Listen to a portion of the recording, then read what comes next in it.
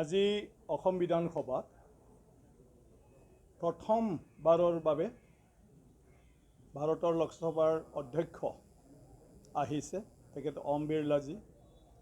কেতিয়াও অসম বিধানসভাত কোনো পাৰ্লিয়ামেণ্টৰ স্পীকাৰ বা সংসদৰ অধ্যক্ষ অহা নাছিলে।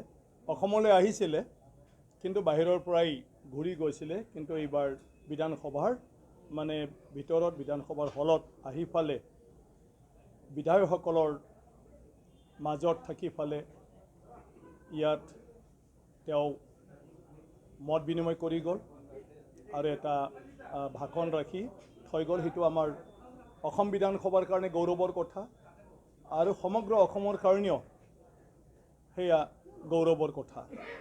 আজি তেখেতে অহাৰ কাৰণে আমি এটা সম্বৰ্ধনা অনুষ্ঠানো তাত অনুষ্ঠিত কৰিলোঁ। আমাৰ অসম বিধানসভা লাইভ বুলি আমি এতিয়া আমাৰ বিধানসভাৰ কাৰ্যসূচী আৰু ইয়াৰ লগতে অন্যান্য বিধানসভাৰ বিভিন্ন বিষয়ত প্ৰচাৰ কৰিবৰ কাৰণে এটা পৰ্টেল আমি আৰম্ভ কৰিছোঁ, যিটো পৰৱৰ্তী পৰ্যায়ত টিভি চেনেল হ'ব। সেইটো তেখেতে আজি উদ্বোধন কৰি গ'ল, লঞ্চ কৰি গ'ল আৰু সেইটো আমাৰ কাৰণে খুবেই ভাল কথা যে আমি আজি ভাৰতবৰ্ষ বা পৃথিৱীৰ বিভিন্ন ব্যক্তিলৈকে আমাৰ বিধানসভাৰ প্ৰক্ৰিয়া আমি এতিয়া পঠাব পাৰিম বা সকলোৱে অসম বিধানসভাৰ বিষয়ে অসমৰ সংস্কৃতি কালচাৰেল ইয়াৰ প্ৰগ্ৰেম আমি প্ৰদৰ্শন কৰিলোঁ। কম সময়ৰ ভিতৰত হ'লেও আমি তেখেতক প্ৰদৰ্শন কৰিলোঁ, যিটো চাই তেখেতৰ খুব ভাল লাগিল আৰু তেখেতে খুব ভাল মন্তব্য দি গুচি গ'ল।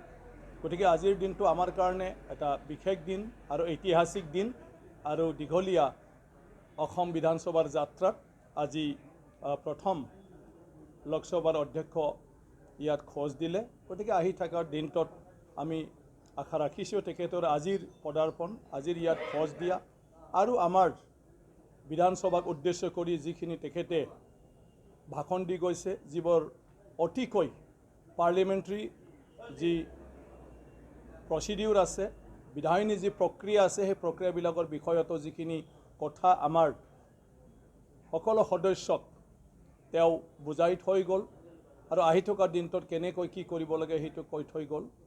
মই ভাবোঁ সেয়া চব আমাৰ কাৰণে উপকৃত হ'ব।